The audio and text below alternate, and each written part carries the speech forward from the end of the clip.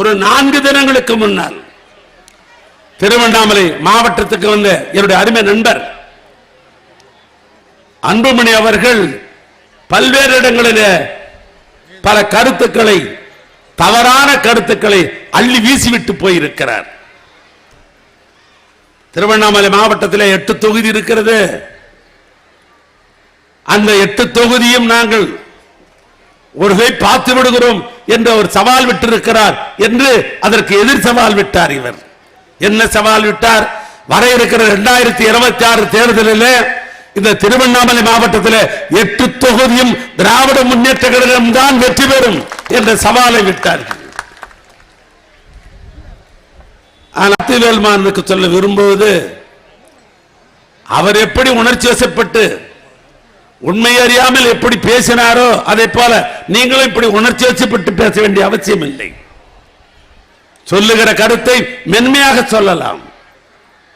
தாய்மார்களுக்கு எல்லாம் தெரியும், வந்திருக்கிற தாய்மார்களுக்கு எல்லாம் தெரியும். தாய்மார்களுக்கு தெரியாததா? அவளுக்கு புரியாததா?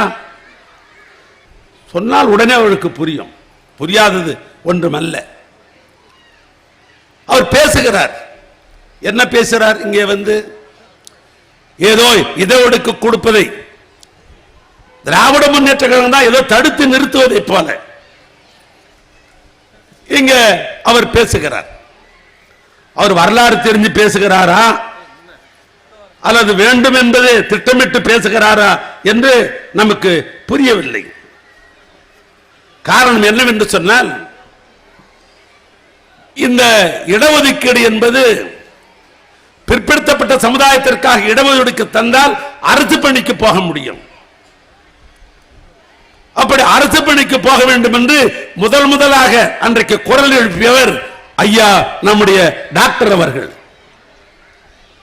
பாட்டாளி மக்கள் கட்சியுடைய நிறுவன தலைவராக இருக்கிற 85 வயதையும் கடந்து இன்றைக்கும் இளைஞராக இருக்கிற டாக்டர் ஐயா அவர்கள் தான் முதலாக இந்த குரலை அதிமுக ஆட்சி காலத்தில் அதை தொடக்கி வைத்தார்கள்.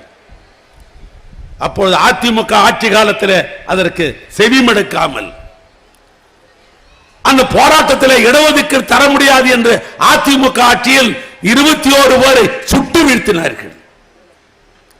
அதற்கு பின்னால் ஆட்சிக்கு வந்த கலைஞர் அதிமுக இடஒதுக்கீடுக்காக போராடிய இளைஞர்களை 21 பேரை துப்பாக்கி முனையிலே சுட்டு வீழ்த்தினார்கள்.